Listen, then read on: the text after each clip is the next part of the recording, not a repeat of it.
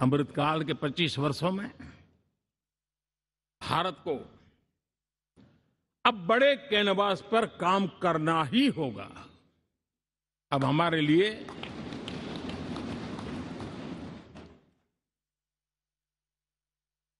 छोटी छोटी चीजों में उलझना वो वक्त चला गया है। हमें आत्मनिर्भर भारत बनाने के लक्ष्य को सबसे पहले परिपूर्ण करना चाहिए और हमसे शुरुआत होती है, हर नागरिक से शुरुआत होती है।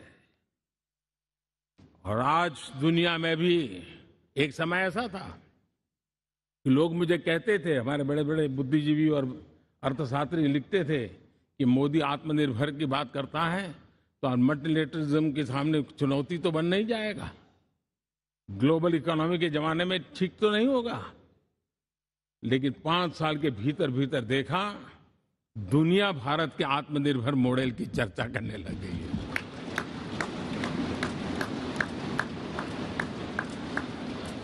और कौन हिंदुस्तानी नहीं चाहेगा कि डिफेंस सेक्टर में आत्मनिर्भर हो, एनर्जी सेक्टर में हम आत्मनिर्भर हो, एडिबल ऑयल, क्या इस देश को आत्मनिर्भर नहीं होना चाहिए? कृषि प्रधान देश हम कहते हैं, खाने का तेल क्या अब देश बाहर से लाएगा? बहुत समय की मांग है कि हमें आत्मनिर्भर भारत को संकल्प को पूरा करना, ये हम सबका दायित्व है।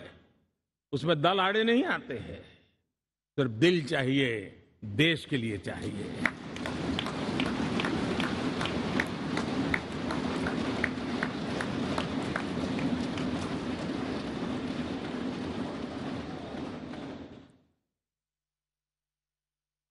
हमें अब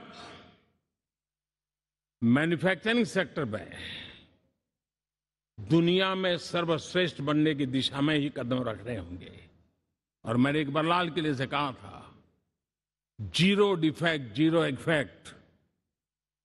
हमारे प्रोडक्ट में कोई डिफेक्ट ना हो, हमारी प्रक्रिया में पर्यावरण पर कोई इफेक्ट ना हो, ऐसा जीरो डिफेक्ट जीरो इफेक्ट वाला हमें दुनिया के सामने मैन्युफैक्चरिंग क्षेत्र में जाना।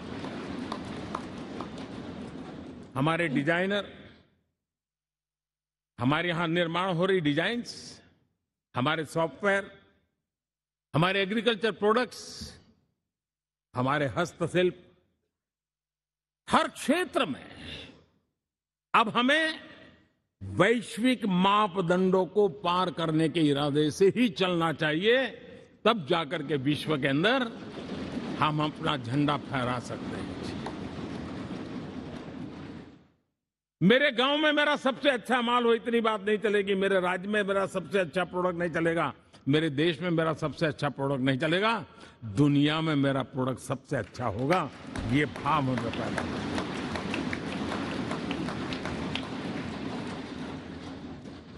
हमारी यूनिवर्सिटीज दुनिया के अंदर टॉप रैंकिंग में आए, अब इसमें हमें पीछे नहीं रहना है। हमारे शिक्षा जगत को नई नेशनल एजुकेशन पॉलिसी मिली है, एक खुलापन है, सर्व स्वीकृत बनी है, उसके सहारे अब हमें चल पड़ना है। और दुनिया के टॉप मोस्ट यूनिवर्सिटीज में अभी जब G20 में विश्व के मेहमान आए तो मैंने नालंदा की एक तस्वीर रखी थी वहां, और जब मैं दुनिया को कहता था 1500 साल पहले मेरे देश में दुनिया की उत्तम से उत्तम यूनिवर्सिटी हुआ करती थी, तो उन सुनते ही रह जाते थे।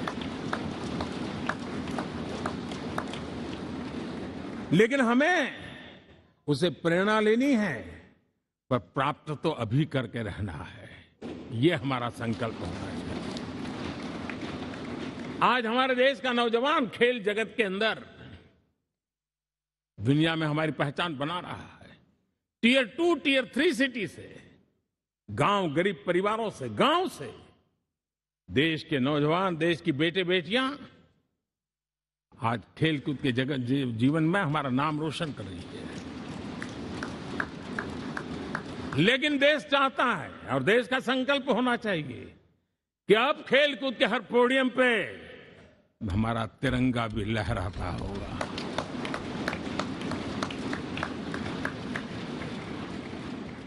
हमें अब पूरा हमारा दिमाग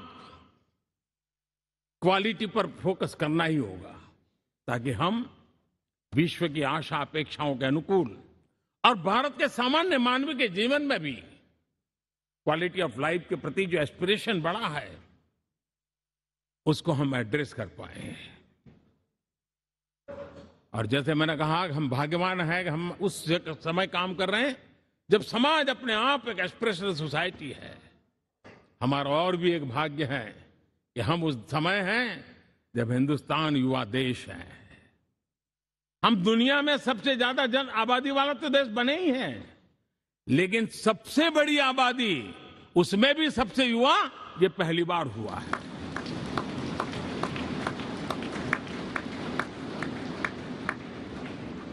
जिस देश के पास ये युवा शक्ति हो, युवा सामर्थ्य हो, तब हमें उसकी टैलेंट पे भरोसा है, हमें उसकी संकल्प शक्ति पे भरोसा है, उसकी साहस में हमें भरोसा है।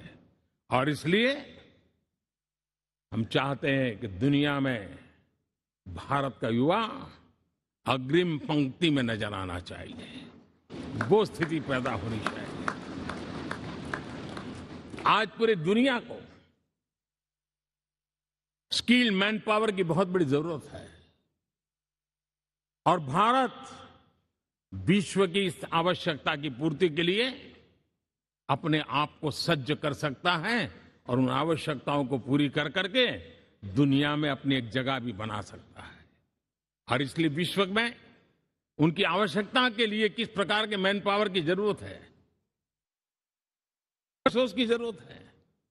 उस स्किल मैपिंग का काम भी चल रहा है, और उस स्किल मैपिंग के अनुसार भारत के अंदर स्किल डेवलपमेंट की तरफ हम बल दे रहे हैं। और जितना ज्यादा हम स्किल डेवलपमेंट पर बल देंगे, भारत के नौजवानों का सामर्थ्य विश्व में अपना डंका बजाने में कोई कमी नहीं रखेगा। और हिंदुस्तानी जहां गया है उसने अच्छाई की छाप छोड़ी है, कुछ कर गुजरने की छाप छोड़ी है। ये सामर्थ्य हमारे अंदर पहले से पड़ा हुआ है, और हमारे पहले जो लोग गए हैं उन्होंने इससे छवि भी बना के रखी हुई है। आपने देखा होगा पिछले दिनों करीब 150 नर्सिंग कॉलेज एक साथ खोलने का निर्णय किया। पूरे दुनिया में बहुत बड़ी रिक्वायरमेंट है नर्सिंग की। हमारी बहन, हमारी बेटियां, हमारे बेटे उस क्षेत्र में दुनिया में पहुंच सकते हैं, आसानी से पहुंच सकते हैं। पूरे विश्व की जरूरत है, और ये तो मानवता का काम है जिसमें हम पीछे नहीं रहेंगे। आज मेडिकल कॉलेजेस का इतना व्यापक रूप से निर्माण, देश की आवश्यकता तो पूरी करनी ही करनी है, दुनिया की आवश्यकताओं में भी योगदान दे सकते हैं। कहने का तात्पर्य यही है, हर छोटी चीज पर बारीकी से ध्यान देते हुए, उस पर अपना ध्यान केंद्रित करते हुए हमें आगे बढ़ना है। हमें भविष्य के लिए सही समय पर सही फैसले भी लेने होते हैं। हम फैसलों को टाल नहीं सकते हैं। हम राजनीतिक लाभ नुकसान के गणा भाग के अंदर अपने आप को बंधित नहीं बना सकते हैं। हमें तो देश के एस्पिरेशन के लिए हिम्मत के साथ नए निर्णय करने होते हैं। आज सोलर पावर के सफल मूवमेंट्स हमारी भावी पीढ़ी के लिए एनर्जी क्राइसिस से मुक्ति की गारंटी दे रहा है। आज मिशन हाइड्रोजन आने वाले दिनों में जो एनवायरमेंट की चिंता है, जो टेक्नोलॉजी में बदलाव आ रहा है, उसके समाधान का रास्ता देने का सामर्थ्य रखती है। आज हमारा सेमीकंडक्टर जिस प्रकार से जीवन चलाने में हमारे हृदय की जरूरत रहती है, वैसे ही आज हमारी टेक्नोलॉजी चिप्स के बिना चल नहीं सकती, और सेमीकंडक्टर उसके लिए बहुत अनिवार्य है। उस दिशा में हम आगे जाकर के इलेक्ट्रॉनिक मैन्युफैक्चरिंग में कोई रुकावट ना आए और जीवन कहीं अटक न जाए, उसलिए एक बहुत बड़ी मात्रा में हम काम कर रहे हैं।